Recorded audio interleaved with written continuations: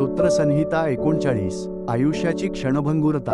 मी म्हणालो की मी आपल्या जिभेने पाप करू नये म्हणून आपल्या चालचलणुकीस जपेन. माझ्यासमोर दुर्जन आहे तोपर्यंत मी आपल्या तोंडाला लगाम घालून ठेवीन. मौन धरून मी गप्प राहिलो. बरे देखील काही बोललो नाही तरी माझ्या दुःखाने उचल खाल्ली. माझे हृदय आतल्या आत संतप्त झाले. मला ध्यास लागला असता माझ्यामध्ये अग्नी भडकला तेव्हा मी आपल्या जिभेने बोललो, हे परमेश्वरा, माझा अंतकाळ केव्हा आहे व माझे आयुष्यमान किती आहे हे मला समजू दे, म्हणजे मी किती नश्वर आहे हे मला कळेल.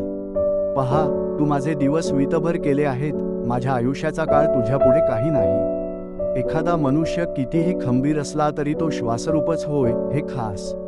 खरोखर मनुष्य छायेसारखा फिरतो. जिभेने तो उगाच धामधूम करतो, तो धन साठवतो, पण ते कोणाच्या हाती लागेल हे त्याला ठाऊक नाही. तर आता हे प्रभू, मी कशाची अपेक्षा करू? माझी आशा तुझ्याच ठायी आहे. माझ्या सर्व अपराधांपासून मला सोडव. मला मूर्खांच्या निंदेस पात्र करू नकोस.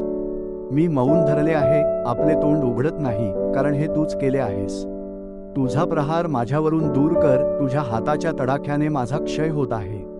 तू मनुष्याला अनितीबद्दल धमकावून शासन करतोस, तेव्हा तू त्याचे सौंदर्य पतंगाप्रमाणे विलयास नेतोस. खरोखर सर्व माणसे श्वासवत आहेत. हे परमेश्वरा, माझी प्रार्थना ऐक. माझ्या धाव्याकडे कान लाव. माझे अश्रू पाहून उगा राहू नकोस, कारण मी आपल्या सर्व पूर्वजांप्रमाणे तुझ्यापुढे परदेशी व उपरा आहे.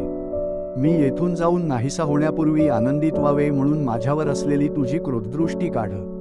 आमेन.